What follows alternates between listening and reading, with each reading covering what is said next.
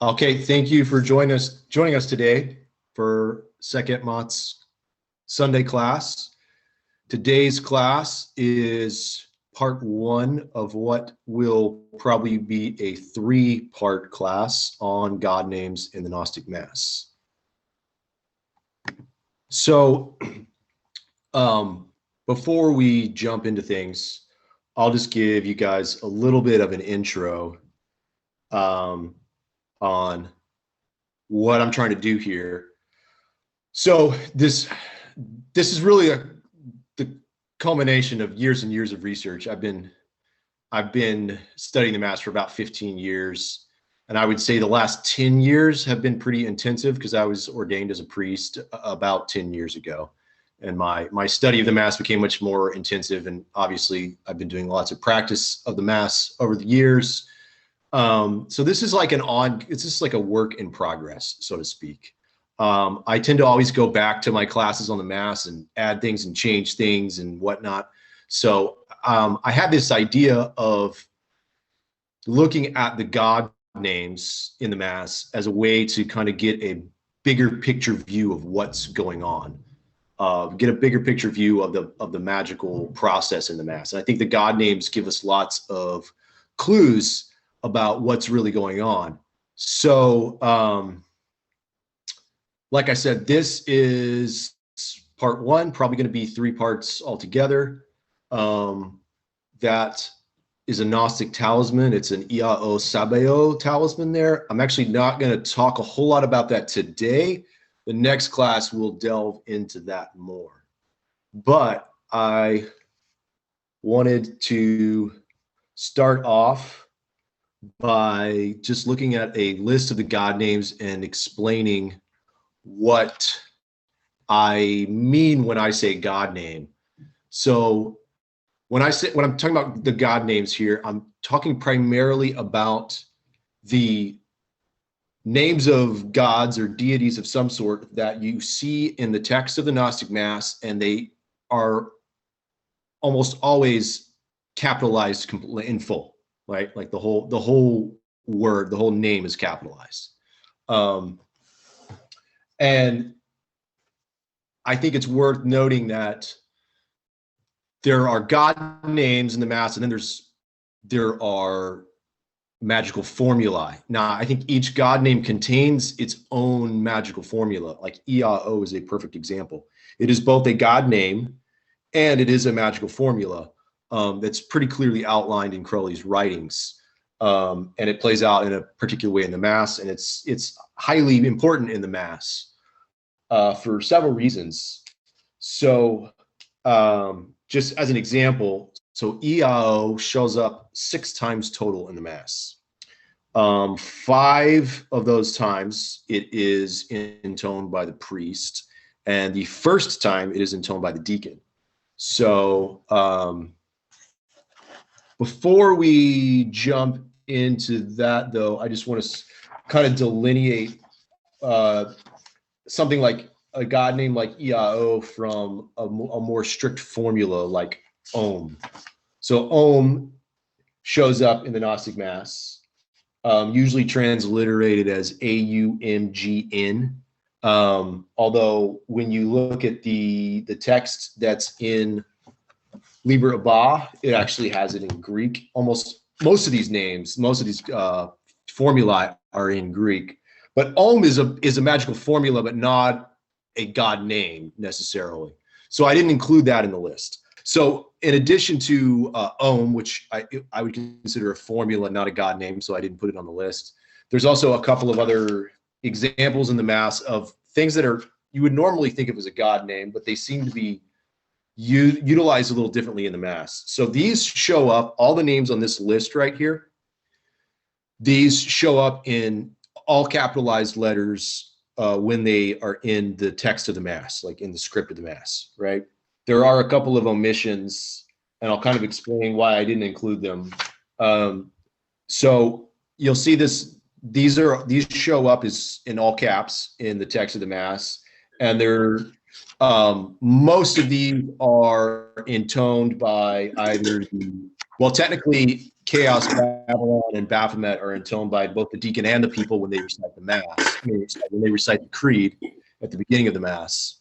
The other ones are mostly recited by the priest, intoned by the priest in the text of the Mass. Now, there are a couple other names that show up, in particular, when the priest is doing his invocation on the first step.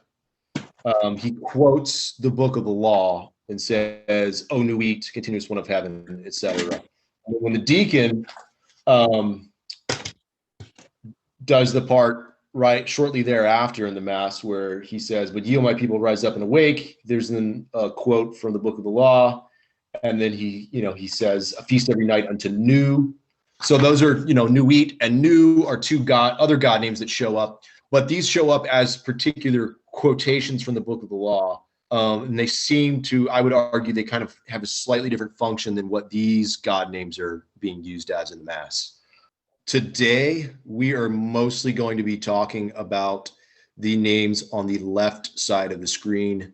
Particularly, we're going to spend a lot of time on CHAOS and Babylon. And we might talk a little bit about Baphomet, but we'll probably Baphomet and on will have to be saved for the next class. And then those on the column in the right, we'll barely get to most of these today. We will talk a little bit about Phale because it ties in with CHAOS. Ultimately, what I'm trying to get at is that these names tie together in quite a few fascinating ways. But for today, we're mostly going to be looking at the Creed, in particular, CHAOS and Babylon. So before we jump into the Creed, though, we'll talk just a little bit more about IAO.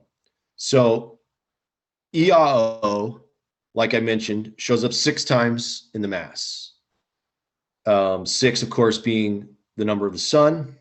So the deacon pronounces it at the very beginning of the Mass, and I'll just read the deacon's line here. And these are the first words spoken in the Gnostic Mass, for those of you who have never seen a Mass. The Mass begins with the deacon saying, "Do what thou wilt shall be the whole of the law. I proclaim the law of light, life, love, and liberty in the name of IAO." And IAO in the original text of the Mass shows up here in Greek. It's worth noting that, like I mentioned before, IAO is both a magical formula and a God name. IAO is the Hellenized version of the Hebrew God name Yahweh, or Yod He Vav He, if you spell it out in Hebrew letters. So all of the names on this list, almost all of them, are either solar or phallic to some degree or another. Most of them are both solar and phallic. You'll hear this term solar phallic thrown around when people talk about the Gnostic Mass. And we'll go into a little bit more detail here in just a minute about what is meant by that. I think it can be highly misleading. But just as an example of how some of these God names might be classified as solar and or phallic, I'll give you some examples. So IAO, first of all, is very much tied to the sun, the course of the sun. The magical formula of IAO is, among other things, a representation of the course of the sun, both throughout the seasons of the year, as well as from dawn to dusk and through the night. So in that sense, IAO is very directly tied to the process of the sun. On is a very particular name for the sun. Now, Babylon, you might look at that and say, well, what's solar or phallic about Babylon? And we'll get to the definition of phallicism as it applies to how we use it in EGC and OTO in just a minute. But an interesting way of looking at Babylon's name is if you break it down etymologically, and you break it down into Babel and On. Babel means gate, On means the sun. Therefore, Babylon is the gate of the sun. So in that sense, Babylon is connected to the sun, or is connected to the overall solar process. And there's a lot of different ways that we could interpret that.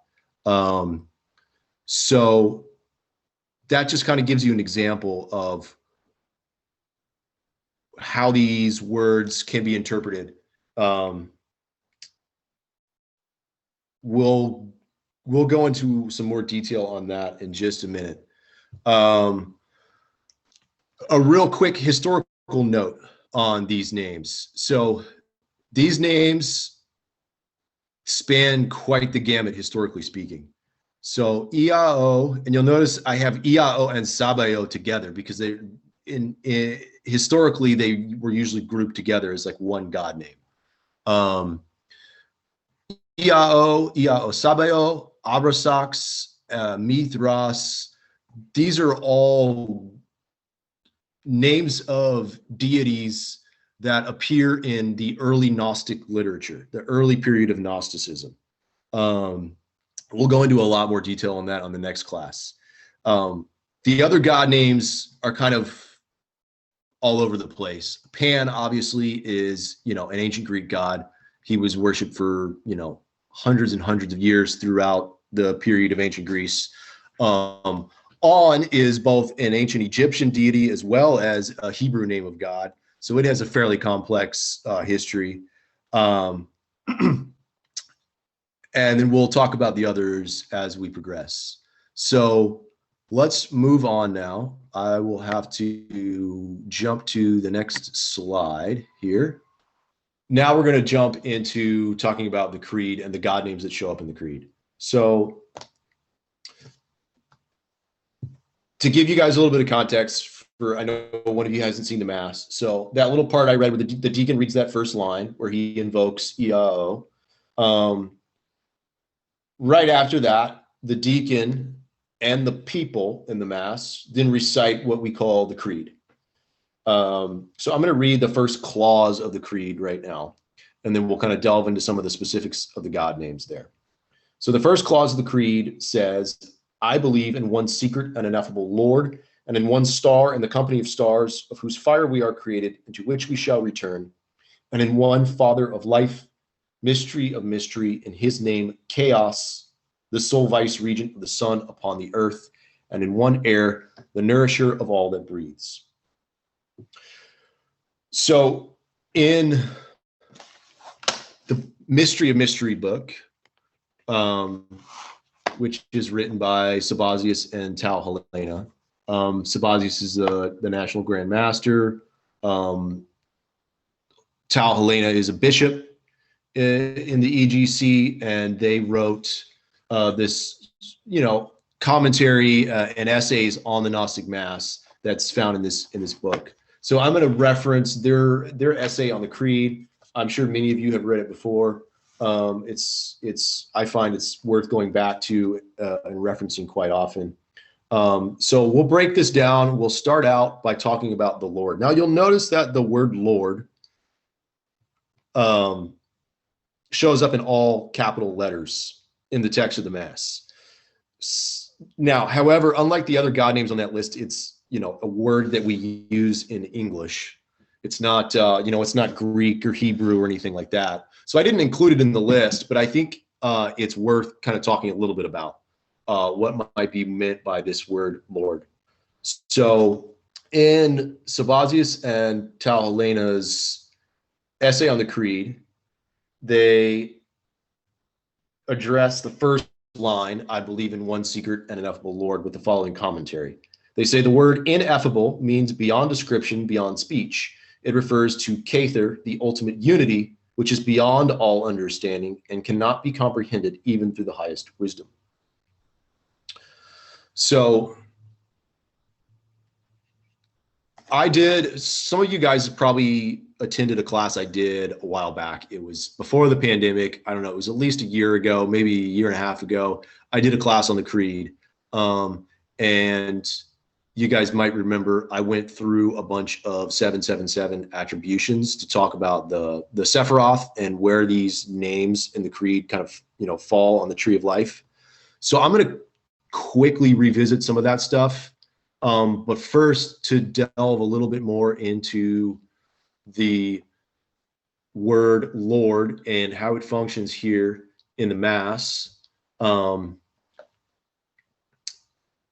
to give ourselves some history, the Hebrew God name Adonai is often translated as Lord or the Lord, and it was a common substitute used instead of pronouncing the Yod He Vav He, right? The tetragrammatic name of God, commonly pronounced as Yahweh, although there's this esoteric mystery around the pronunciation of the actual name. The pronunciation was secret. So instead of trying to pronounce Yod He Vav He, however that God name would have been pronounced, the substitute God name of Adonai was used, and this is often translated as the Lord. Now, if you read Liber 65, which is a holy book written by Crowley, the book of the heart girt with the serpent, it details the process of the knowledge and conversation with the holy guardian angel, and we'll talk a little bit more about that in the next class. But in Liber 65, the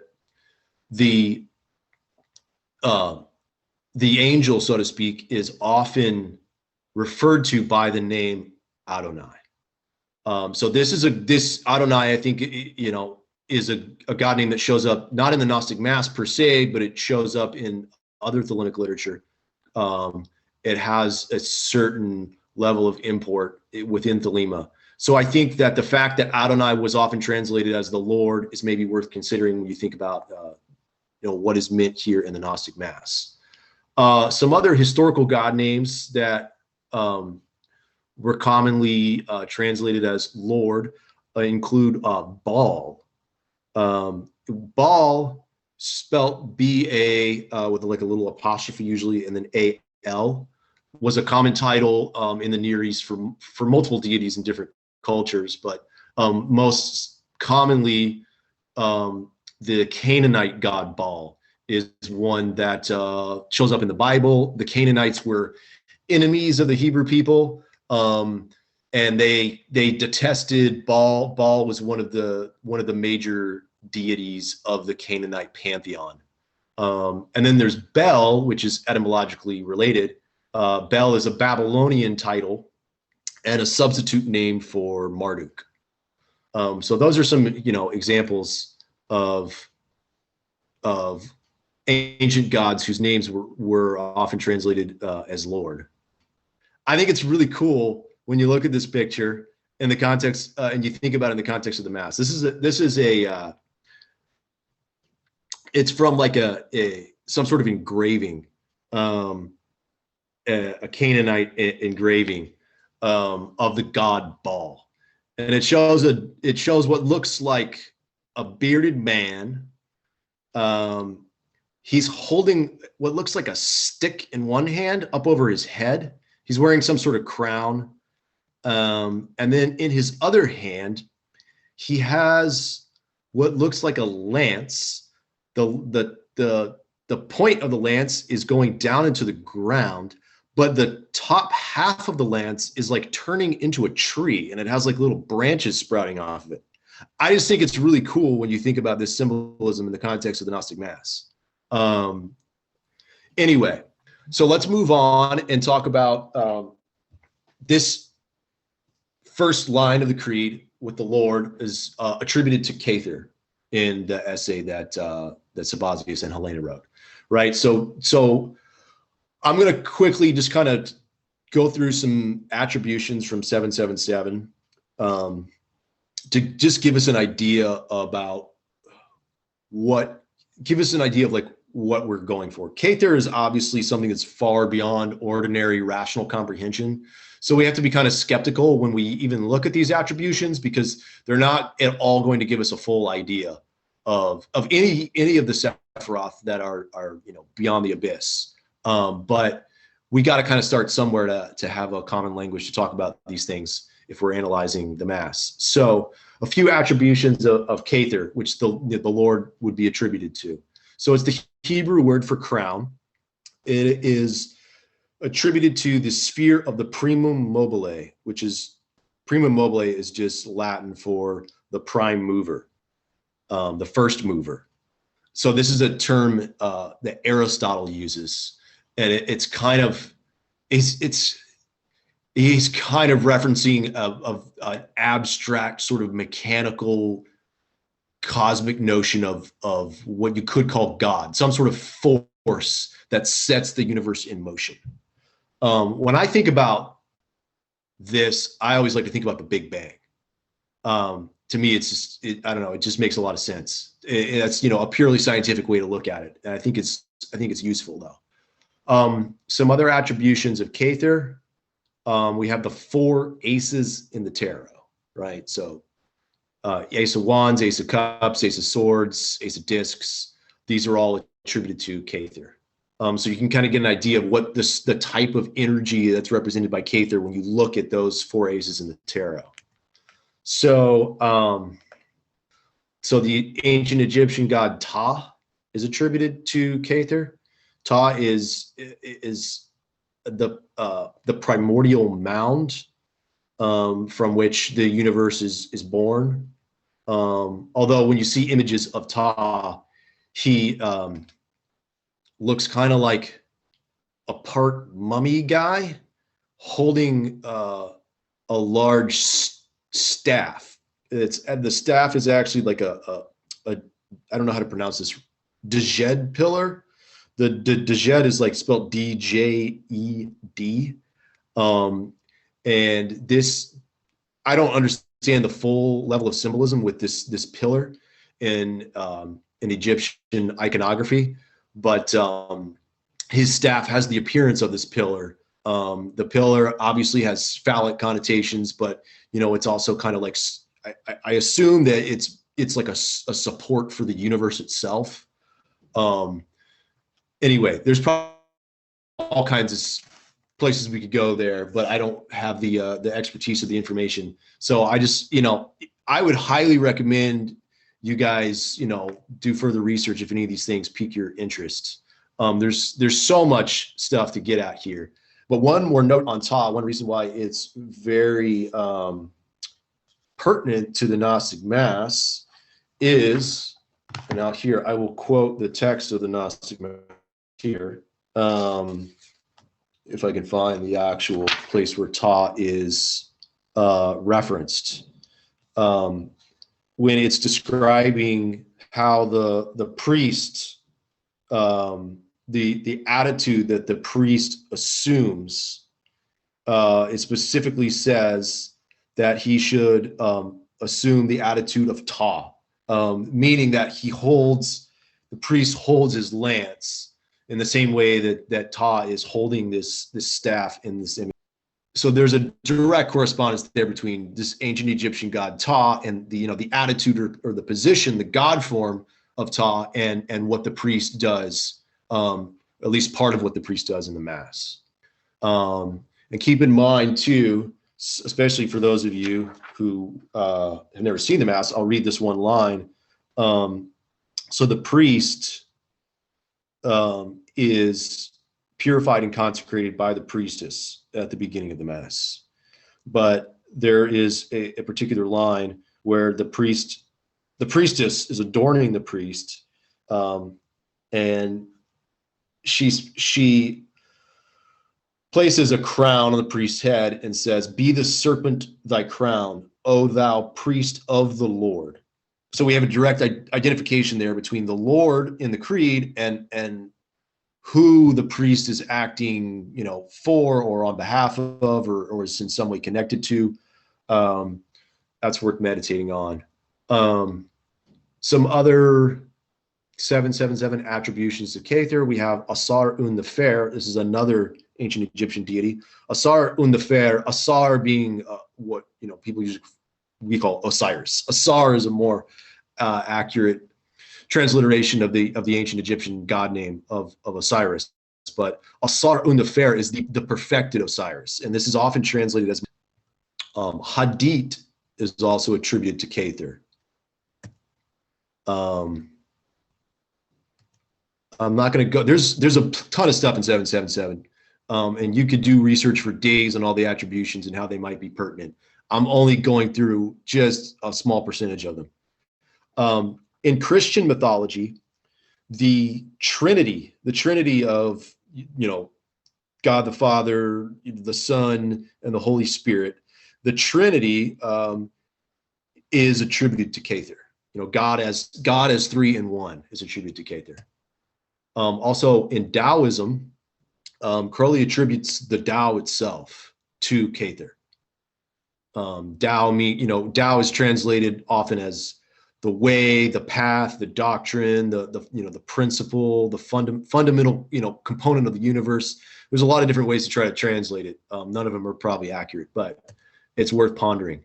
Not in 777, but in the Kabbalistic diagrams in the appendix of the Vision of the Voice, Crowley throws in Rahor Kuit as an attribution of Cather. So, all right, that's enough on the Lord. Let's move on now to the second part of that clause in the creed, where it says, so there's the first part we just talked about, I believe in one secret and ineffable Lord, and in one star in the company of stars, of whose fire we are created and to which we shall return. So Sabbatius and Helena's, their commentary here, they say this refers to soul, the sun, our Lord visible and sensible, the ultimate source of all physical energy upon and within our planet, which is but one among myriads. Right? So as I mentioned before, many of these God names have a solar connotation to them. And we'll get into some more detail on that in just a bit. So then the next line in the creed, it says, and in one Father of life, mystery of mystery, and his name, Chaos, the sole vice regent of the sun upon the earth. So I'm going to read now. I'm just going to read some of the commentary for mystery of mystery on this line in the creed. So the name Chaos is derived from Liber 418, otherwise known as the Vision of the Voice. The name Chaos shows up in the 14th, 4th, 3rd, and 2nd Aethers, wherein it is identified as a name of Chokmah. Chokmah, being the Sephirah on the Tree of Life. Chaos is the name used by the Orpheans to denote the primal, undifferentiated substance from which the universe was formed. The alchemists used the word chaos to mean the essence or soul of something, its airy part. It is from this usage of the word chaos that we derive our modern word gas. Here it refers to the creative paternal principle, the yod of Tetragrammaton, the fire of Heraclitus, and of the Chaldean oracles. So we just talked before, when we talked about the one star and the company of stars, we talked about the sun. Now in this breakdown of chaos, we then get into the idea of the phallus. So we can kind of tie together these ideas of solar phallicism here. So to read further from Mystery of Mystery, they write, we know from Crowley's other writings that the sole vice regent of the sun upon the earth refers to the phallus, which is therefore to be identified with the name Chaos. The phallus then, in its capacity as the sole vice regent of the sun upon the earth, represents the creative and life-giving fire as it manifests itself in living beings who dwell on the surface of this planet. In the context used in the Gnostic Mass, as well as in the star ruby, the name phallus or phalle should not be confused with the word penis, although the penis does serve as an ancient yet imperfect symbol for the phallus. The term phallicism, as used by Sir Richard Payne Knight and others, does not refer to penis worship, but to the worship of the generative power, a power which dwells in sexually mature individuals of both sexes. A sexually mature and active woman embodies the phallus as much as any man.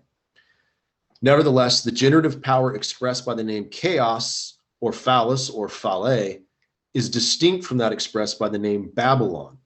Whereas chaos represents raw generative power or creative energy, Babylon represents the influence which captures, restricts, concentrates, directs, and applies that raw energy as a refined and focused force for the accomplishment of the great work. The womb which this phallus makes fertile is the one womb wherein all men are begotten and wherein they shall rest, or the matter, space, time continuum which comprises the universe. As mentioned before, Sabazius and Helena say that chaos is a name of Chokmah. So we'll quickly go through some of the attributions of Chokmah. So the word Chokmah in the Kabbalah, it translates literally to wisdom. And it is attributed to the sphere of the zodiac or the fixed stars. It is the root of the element of fire. And in the tarot, it is attributed to the 4 twos as well as the knights. So that, personally, I love going to the tarot to kind of get a feel for the energy represented by these Sephiroth and paths.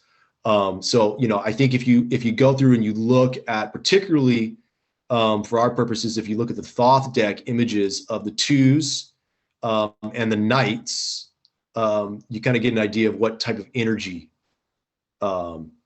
is associated with Chokmah. As far as some of the god forms that are attributed to Chokmah, and like I said, this is just a few of the attributions, but some of them include Thoth or Tahuti, the ancient Egyptian deity of magic and language. And the Hindu system, both Shiva and Vishnu, both of these gods are attributed to Chokmah. The lingam, as a magical weapon, is attributed to Chokmah. In the Christian system, God the Father is attributed to Chokmah. And in the Norse mythology, Odin is attributed to Chokmah. In terms of Taoism, the yang portion of the yin and yang is attributed to Chokmah. And in the I Ching, the hexagram, and I'm probably butchering the Chinese here, so I apologize, but the hexagram that is, I'll just read the spelling of it, spelled, or the transliteration at least, Khin. And the description of this hexagram, it says, what is great and originating, correct and firm. And for those of you who don't know the I Ching system, hexagrams, like the word implies, hex, meaning 6. There's 6 lines, and there are yang lines and yin lines. So a yang line is just a straight line, and a yin line is a broken line, where there's like a gap in the middle of the line. That's a yin line. So this hexagram that's attributed to Chokmah is just 6 yang lines. So in other words, it's all yang energy, all this sort of active, fiery energy.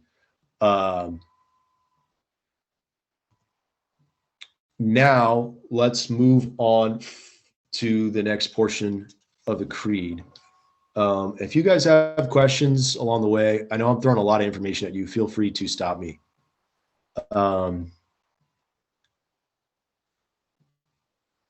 So the next clause in the creed says, and I believe in one earth, the mother of us all, and in one womb, wherein all men are begotten, and wherein they shall rest, mystery of mystery, and her name Babylon.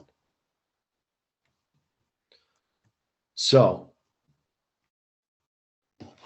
the commentary from Sabazius and Helena on this clause of the creed, they say the name Babylon, like the name chaos, comes from the 12th through 2nd aethers of Liber 418, the vision and the voice, where it is identified as a name of Binah, the great mother.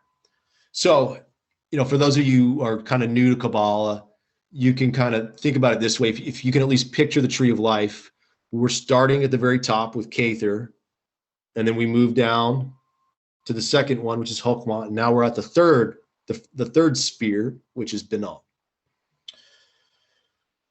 So it's identified as the name of Binah, the great mother, the He of Tetragrammaton, paired with the Yod of chaos.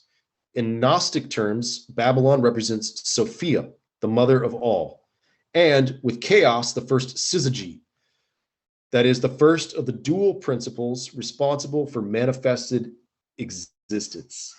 The chaos Babylon syzygy may also be identified as sun, moon, sky, earth, Shiva, Shakti, Shamash, Ishtar, Dumuzi, Inanna, Zeus, Semele, Simon, Helena, and other pairs of divine lovers. Babylon, as the great mother, represents matter, a word which is derived from the Latin word for mother. She is the physical mother of each of us, the one who provided us with material flesh to clothe our naked spirits. She is the archetypal mother, the great yoni, the womb of all that lives through the flowing of blood. She is the great sea, the divine blood itself, which cloaks the world and which courses through our veins. And she is Mother Earth, the womb of all life that we know.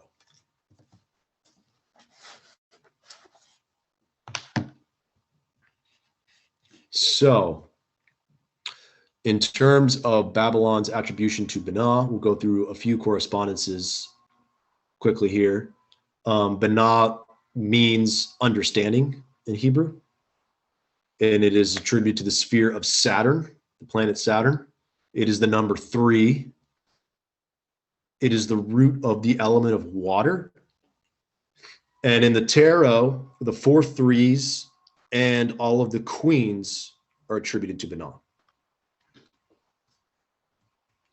So a few god forms attributed to Binah include Isis and Nephthys in the ancient Egyptian pantheon. We have the Greek goddess Kybele, who the Romans called Magna Mater, the Great Mother. Rhea, who was the consort of Kronos in Greek mythology. Kronos, Saturn in the Roman. Hecate is attributed to Binah. And Hecate, most people associate her today as a goddess of witchcraft, goddess of the dead and the crossroads. And she is all those things, but if you trace out her evolution, if you trace it way back in history, she actually began as a fertility goddess, much more similar to like Rhea and Kybele, who we just talked about. And over time, Hecate took on many associations of the dead and witchcraft and the underworld and so on. But originally, she was a fertility goddess. So also we have Hera is attributed to Binah. Hera, of course, being the mother of many of the gods, many of the Olympian gods in the Greek system. We have Demeter, right? The earth goddess, Mother Earth. And then in the Hindu pantheon, all forms of Shakti are attributed to Binah.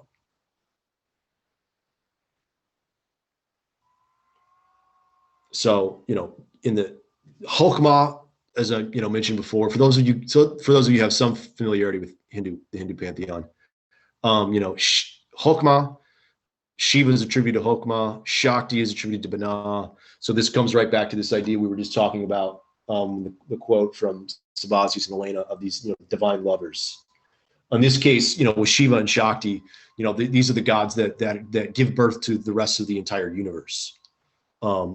All of creation is contingent on Shiva and Shakti.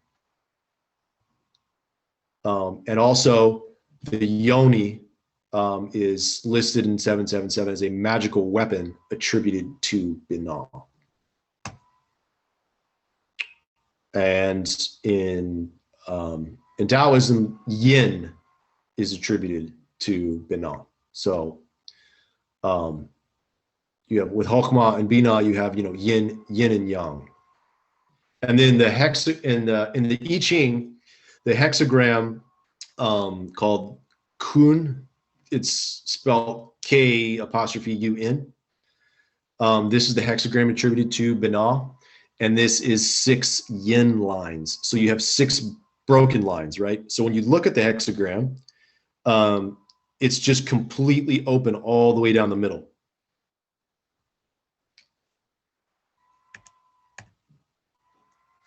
Some other attributions to look at when you're thinking about chaos in Babylon and Chokhmah and Binah. The attributions, you have, man for Chokhmah, woman for Binah.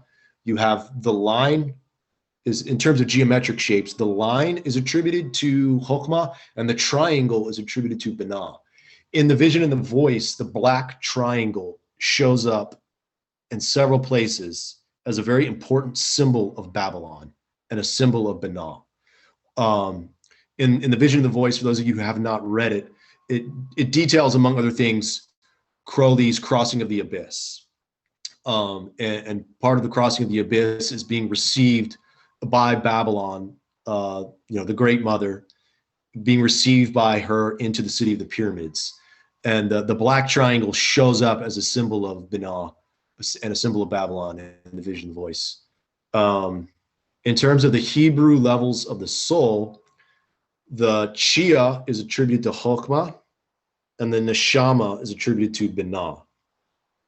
And then in alchemical elements, sulfur is attributed to Chokhmah, and salt is attributed to Binah.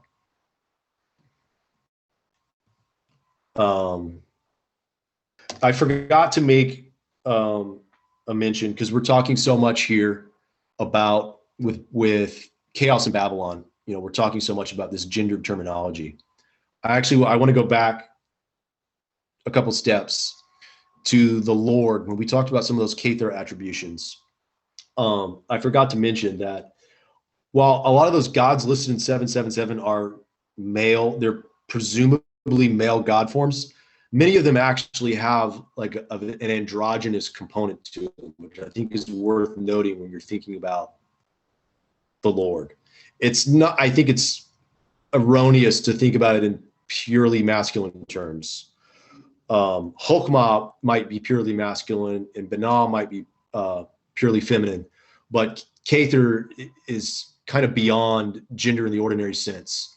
And if you go back and look, for instance, some of the deities, some of the other deities I didn't even get into that are attributed to Cather, like Crowley has Zeus down there. And you think like, oh, well, that's a pretty patriarchal deity. But if you go back and you look in the book of Thoth, under the section on the Fool, he talks about Zeus, I don't know how to pronounce the Greek, Arhinthelios, however you say that. It's a particular form of Zeus that is this very androgynous form. And I think that's pretty interesting when you think about that. Also, Iacchus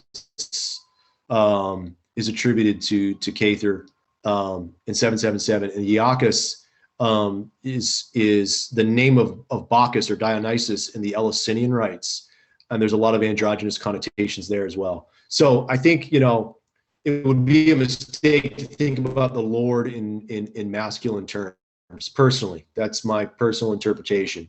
However, when you're talking about chaos in Babylon, there's pretty clear masculine and feminine attributions going on there. So this gives us an idea of the right off the bat with these first few God names that come up. This gives us an idea of the type of dynamic going on in the Mass, the type of energies, these almost pre-cosmic forces, right? We're not just talking about, man and woman in the way we think of it. We're talking about fire and water. We're talking about the lingam and the yoni in very abstract terminology. These are like, cosmic building blocks that the entire universe is predicated on. And that's kind of where we're at, I think, where you're at when you're starting out here in the Gnostic Mass and you're going through these invocations in the creed. And of course, the next one to come up would be Baphomet. And I'm actually going to save most of the stuff on Baphomet for the next class. But I will just throw in here, I'll just read the actual clause in the creed. It says, "And I believe in the serpent and the lion, mystery of mystery, in his name Baphomet." And much like I was just talking about with Zeus, Art, and Thelios, with Baphomet, we're dealing with a very androgynous type of figure, and something that combines opposites. But I think for our sake for today, it's worth, I'm not going to read the whole section that Sabazius and Helena have here on Baphomet because it's pretty lengthy. I would highly recommend that you go check it out, though, if you want to know more about how Baphomet functions in the Gnostic Mass, why Baphomet shows up in the Gnostic Mass. I think if you're new to Thelema, it could be misleading. You can think, well, like, what is Baphomet? Is that just that weird goat-headed thing I see on like heavy metal albums? Well, there's a lot more to it. And you can find the essays in Mystery of Mystery, you can find them all online. If you don't have a copy of the book, you can find it all on the internet. If you go to the Invisible Basilica of Sabazius, just Google that, Invisible Basilica of Sabazius, and you can find all these essays. And if you go look at the one on the Creed, I highly recommend that you read the section on Baphomet. Baphomet is very complex God form. There's a lot of things going on. But I will read this one section because it kind of relays back to what we've been talking about with CHAOS and Babylon. So here in this line in the creed, it says, I believe in the serpent and the lion, mystery of mystery, in his name Baphomet. So Baphomet is being linked here with the serpent and the lion. So in their description, in their commentary here, they say the name of the Hebrew letter Teth means serpent. And Teth is attributed to the zodiacal sign of Leo, the lion. Teth corresponds to the tarot trump called lust, or in the old system, strength. This trump depicts the relationship between CHAOS and Babylon. So the lust card, or the path of lusts, actually connects Hesed and Gevura. And we'll get more into the symbolism on that in the next class, and why the path of Teth is so pertinent to what's going on in the Mass, and where it falls on the tree, and all the various sorts of symbolism associated with it. It took me a while to kind of wrap my mind around this, and it's already 5:30, so it's way too much to go into. But another priest in the church did a presentation some years ago, and he went into all this stuff, and there's some really cool connections. And also, if you read T. Polyphilus, his most recent book that just came out, I just read it, A Bishop's Advice. He doesn't go into a lot of detail about it, but he does reference the lust card as a particularly pertinent tarot card for the operation of the Gnostic Mass. So next time we'll get into why that might be. But it's definitely worth thinking about in terms of Baphomet, and the connection between CHAOS and Babylon, in regards to what's going on here. And there's another place in Mystery of Mystery. I don't have it right in front of me.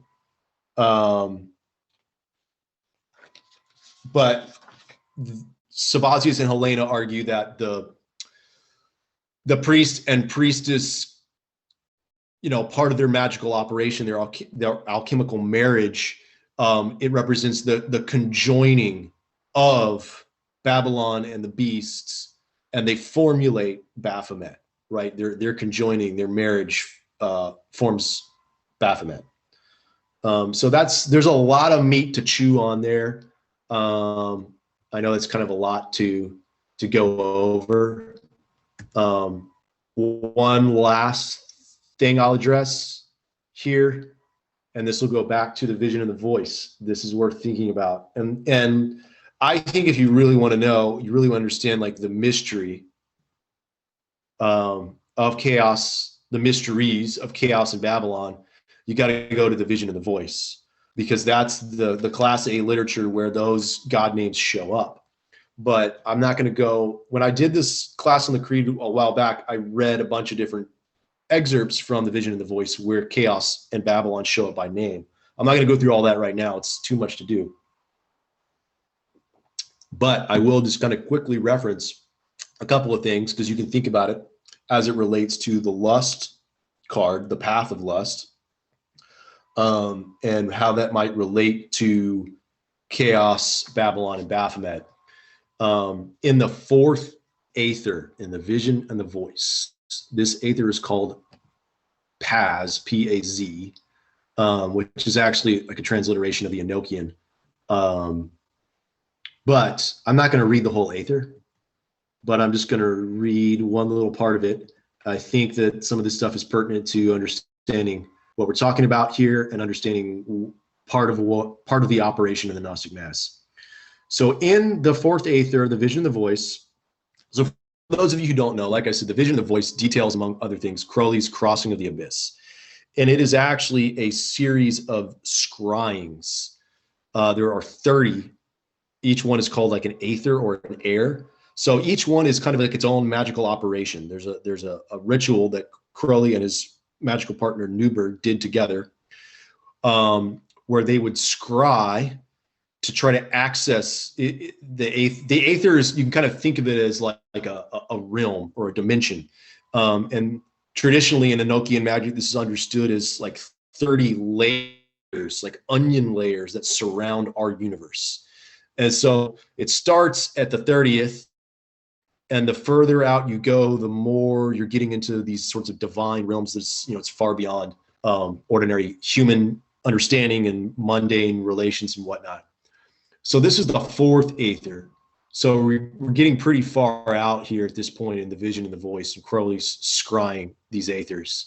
So he describes his visions of the aether, of the aethers in the vision and the voice. That's what you're reading. So he describes what he's seeing as he's scrying, and he describes what he's hearing. So his description of the fourth aether goes like this. At least this is just a small part of it. A voice says, "Behold the brilliance of the Lord, whose feet are set upon him that pardoneth transgression.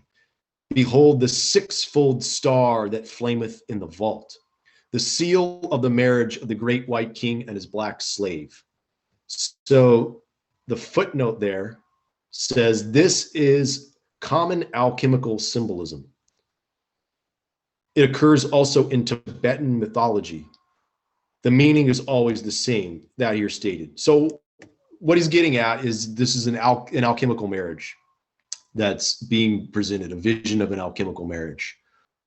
There's a pretty intense description. If you go on and read this aether, it's a pretty intense description of this this marriage, so to speak. But this all relates back to the tetragrammatic formula.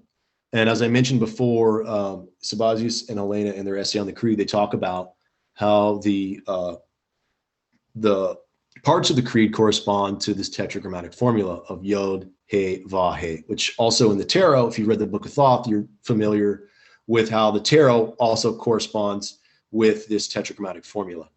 So here in the vision and the voice, this alchemical marriage, what's happening in terms of the tetragrammatic formula is that you have the daughter, which is the He final. So for those of you who aren't aware, I know many of you, many of you are familiar with all this stuff, but for those of you who this is new to, I'll try to break it down as simply as I can.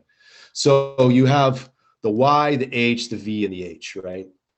Which those letters stand for Yod, He, Vav, He, the Hebrew letters of the supposed true name of God. So in Thelema, the Yod, it represents the Father, like we were talking about here with Chokmah, chaos. The first H, He, represents Babylon or Binah, the mother. Then Vav, the third letter, is the son, and then the fourth letter, the H, the last H, is the daughter. So you have father, mother, son, and daughter. And the process of the great work is about the daughter, who on the Kabbalistic tree of life, she's down in Malkuth, right, the sphere of the elements. The process of the great work is about the daughter rising up the tree. She assumes the throne of her mother in Binah, and then she awakens the eld of the All-Father. This is the terminology used in the Vision of the Voice. Awakens the eld of the All-Father. The All-Father being attributed to Chokmah, associated with chaos. So in a sense, when she rises all the way up to Binah, in a sense, she assumes the throne of her mother. So she kind of becomes like Babylon in that sense. And then there's this marriage that takes place between Yod and He. And I think if you go back to the Mass, I just threw a whole bunch of symbolism at you. So to try to tie it back to the Mass, I'm going to read this little section, and then we'll probably have to stop there because I think that'll be a good place to stop. So for those of you who've never seen the Mass, there's a priest, there's a priestess, there's a deacon, there's two other assistant officers that are called children, although they're not literally children. The priestess in the Mass. So at the beginning of the text of the Mass, we talked about how the deacon reads that little invocation with EIO in the beginning. Then the deacon and the people recite the creed, which is where these names CHAOS, Babylon, and Baphomet come up. Then right after they recite the creed, the priestess enters. But in the text of the Mass, she's called the Virgin. She comes out and she says, "Greeting of earth and heaven." Then there's a lot of stuff that happens. I'm not going to go through it all, but she essentially, the Virgin resurrects the priest from the tomb. She purifies him, consecrates him, she robes him, she puts the crown on him, like I quoted before. Be the serpent thy crown, O thou priest of the Lord. The robe, when she puts the robe on him, right before that, she says, "Be the flame of the sun, thine ambiance, O thou priest of the sun." So we have more of this solar symbolism here as well. Then there's some stuff, I won't go through it all, but shortly thereafter in the narrative of the Mass, the priest says, "I, priest and king, take thee, virgin, pure without spot. I upraise thee, I lead thee to the east. I set thee upon the summit of the earth." So then the direction there in the text of the Mass says, "He thrones the priestess upon the altar."